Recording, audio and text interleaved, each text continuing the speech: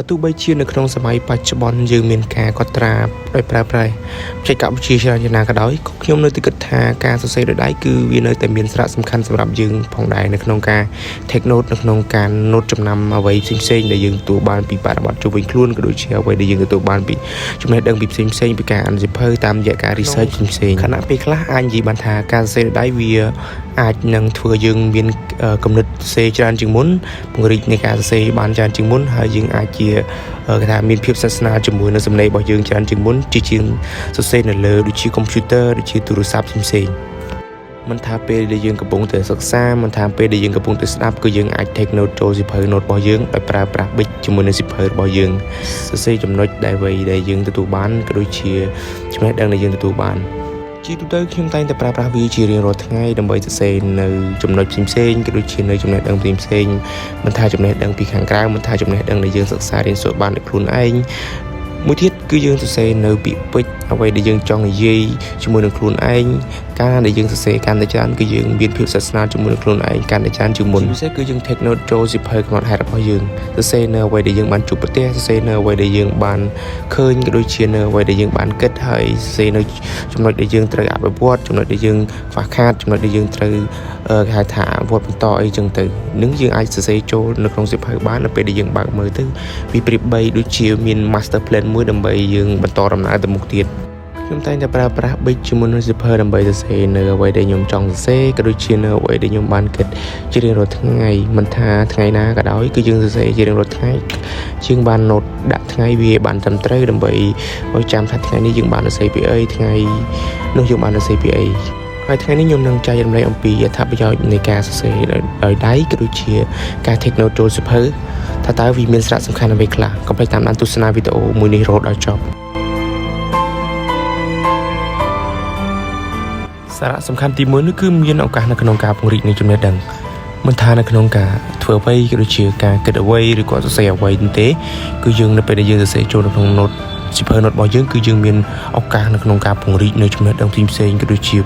ឲ្យពង្រីកឲ្យវាកាន់តែមានគេហៅថាសក្តានុពលជាងមុនហើយធ្វើយើងគេថាមានគំនិតច្រើនជាងមុនទី2នោះគឺបង្កើននៅគំនិតទូលំទូលាយជាងមុនមានន័យថានៅពេលដែលយើងសរសេរចូលក្នុងសៀវភៅគឺយើងបង្កើននៅការសរសេររបស់យើងគឺកាន់តែច្រើនជាងមុនហើយបង្កើននៅគំនិតរបស់យើងការគិតរបស់យើងឲ្យកាន់តែទូលំទូលាយជាងមុនដោយសារតែយើងសរសេរដោយដៃគឺយើងមានឱកាសនៅក្នុងការគិតដូចជានៅក្នុងការពង្រីកក៏ដូចជាពង្រឹងនៅសមត្ថភាពនៃការគិតរបស់យើងនឹងបានកាន់តែច្រើនជាងមុនទី3នោះគឺសរសេរបានលម្អិតជាងមុននៅគំនិតសំខាន់បើន័យថាសរសេរនៅចំណេះដឹងក៏ដូចជានៅមេរៀនជាច្រើនដែលយើងទទួលបានពីលោកគ្រូអ្នកគ្រូក៏ដូចជាទទួលបានពី social media ផ្សេងៗដែលយើងគិតថាវាជាចំណុចមួយដ៏ល្អសម្រាប់ខ្លួនឯងគឺយើងបានសរសេរនៅ detail លម្អិតជាងមុនដែលហេតុថាយើងសរសេរគឺយើងមានឱកាសនៅក្នុងការលម្អិតនៅចំណេះដឹងផ្សេងៗក៏ដូចជាចំណេះដឹងដែលយើងទទួលបានជាទូទៅទៅហើយនៅការសរសេរដោយដៃគឺឧទាហរណ៍ថាយើងសរសេរនៅប្រធានបទមួយគឺយើងសរសេរបានច្រើនមែនទែនអានេះគឺជាបទពិសោធន៍របស់ខ្ញុំផ្ទាល់គឺខ្ញុំសរសេរនឹងដៃបានច្រើនជាងសរសេរនៅលើបច្ចេកវិទ្យាដូចជា computer ឬក៏ទូរស័ព្ទដៃទី4មានភាពស្និទ្ធស្នាលជាមួយនឹងខ្លួនឯងដោយសរសេរនៅរឿងរ៉ាវផ្សេងៗដាក់ចូលសៀវភៅហើយចាប់ផ្ដើមនិយាយជាមួយនឹងខ្លួនឯងឧទាហរណ៍ថាយើងមានរឿងអ្វីមួយគឺយើងចាប់ផ្ដើមសរសេរចូលឧទាហរណ៍យើងសរសេររឿងខូចចិត្ត